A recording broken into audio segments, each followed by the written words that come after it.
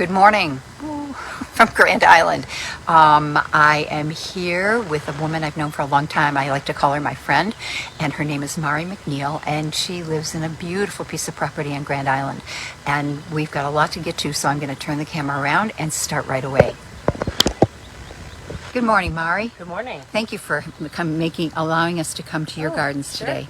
So I'm going to turn around towards your gardens and talk to you so people can see what you've done. Mm-hmm. So why are we here today? Tell me that first. What's so different about your gardens? My gardens are becoming transformed to native gardens, which means that most or many, and I'm trying to replace all of my non-native plants with native plants. That means they've been here forever. These are the type of plants that promote biodiversity and help the pollinators and the birds in the area. So it's healthier for the environment, and this is something I kind of came to later in life. Healthy for the environment. All right, so I'm going to turn towards your gardens in your backyard, and they're stunning. The variation of color and texture is beautiful. Did you do this? Yes. Well, some of it was done by a landscaper, and he put in a lot of non-natives. But what we did was, after he put that in, we introduced natives. For example, this right here, that's called Solomon seal. This? And this Okay. right here is Solomon seal. So that's a native. And How do you know that? just research, and you can go to a native nursery, and you'll be assured that most of the species there, all the species there, are native. Some of our nurseries do carry natives, but you have to kind of ask for them and look for them. Tell me about this pink bush. Is this a native? It is a native, and let me see if I can remember what it is.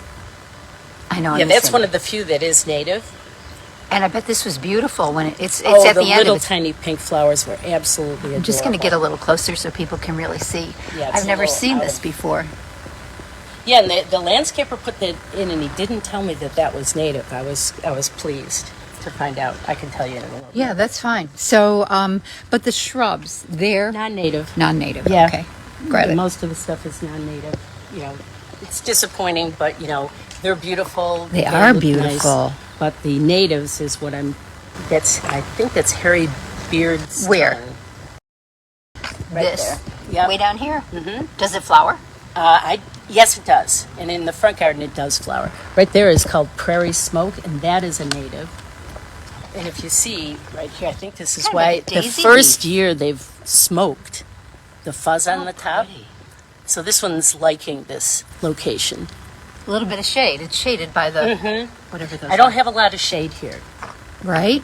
There are trees around, but not a lot of trees in the property. So tell me, I think for gardeners, it's always a double-edged sword. Trying to figure out how to do it yourself and what Yeah. needs to be done, and hiring a landscaper who comes in and makes it easy.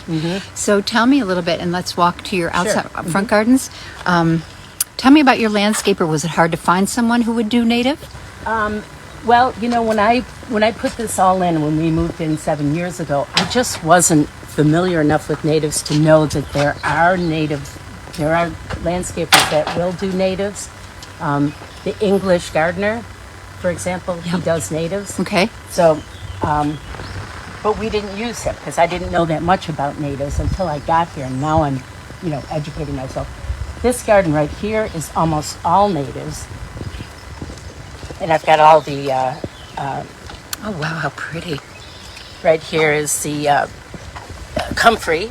Well, wait, this one This I was is looking comfrey, at. yeah. Can I touch it? Yeah. Oh, soft. It looks almost like a cactus, like a succulent, like it would be prickly, but it's not. Yeah. So, is there a definition of native as far as what it does or what it looks like or how it? No, natives can look a lot of different kind of ways. Natives just means that the species has been in this area, Western New York, for thousands of years. Wow. Yeah.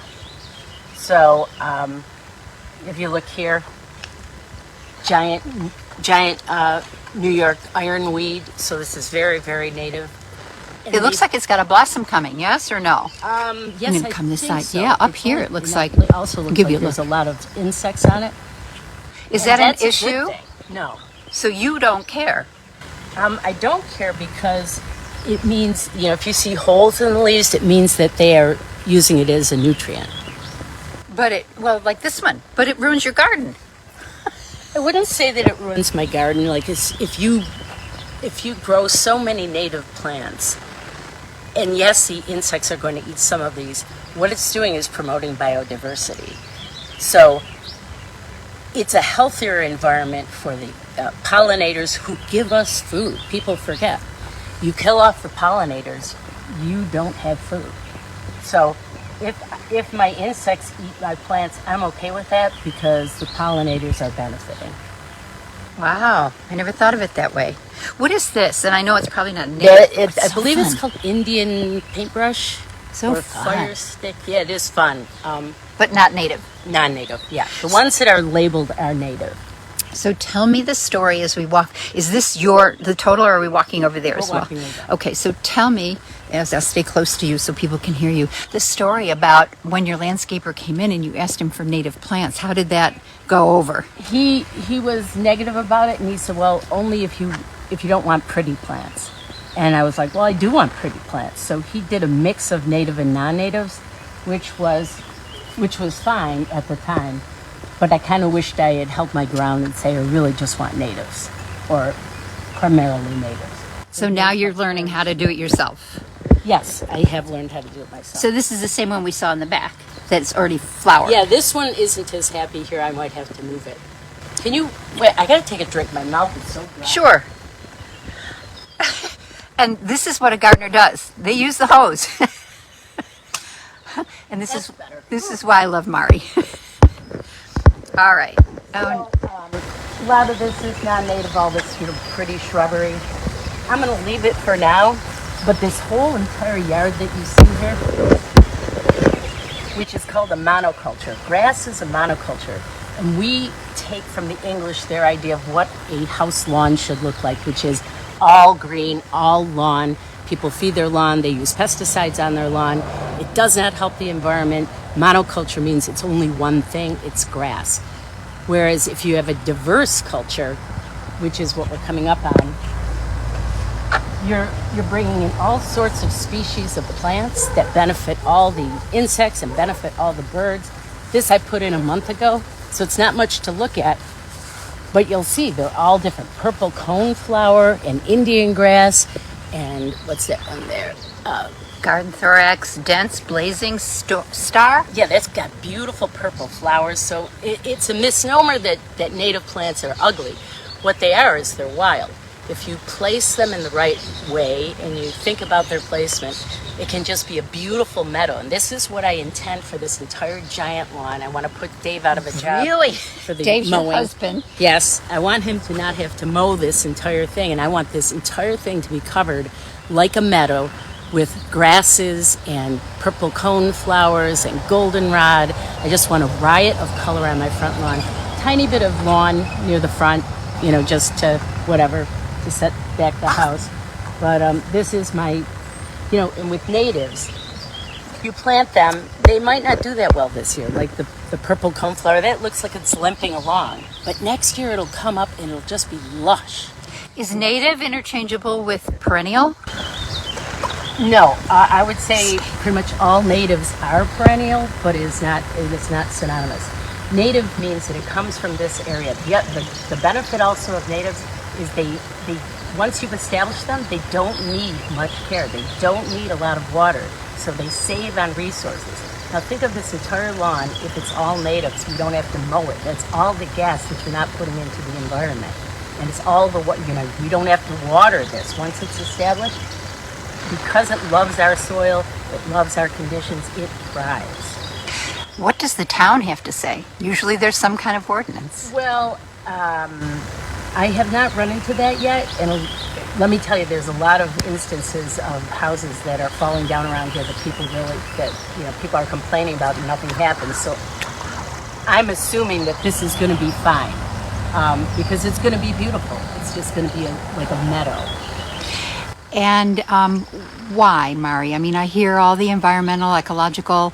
Is there anything from your family background or anything like that? Well, I love gardens. My mother was into gardening, and I just love the beauty they bring, and I love the hard work that it entails.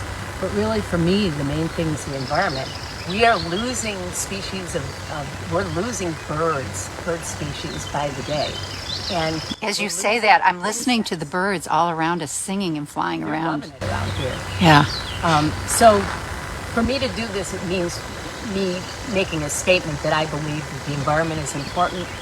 Pollinators and birds, that is what gives us our food. We don't have pollinators, we don't have food.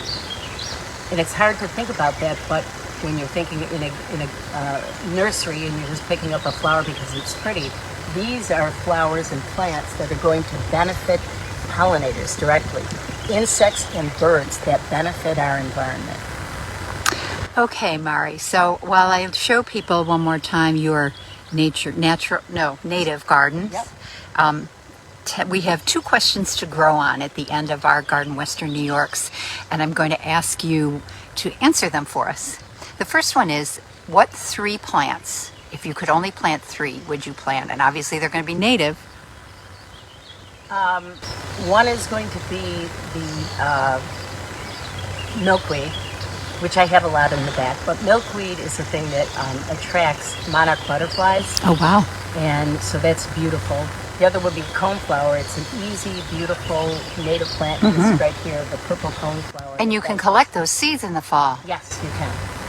So this benefits the insects, but I have to say, maybe not plant, but the downy serviceberry, which attracts all kinds of birds from everywhere to that.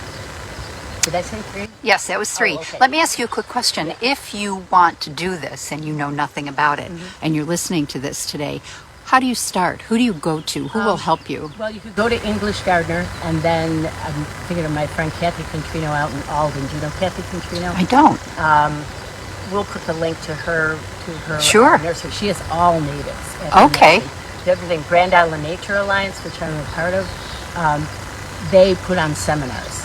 Oh, wow. And so there's books by Doug Tellamy. I can't think of it right now. So there's a lot of books on natives, and you can start small.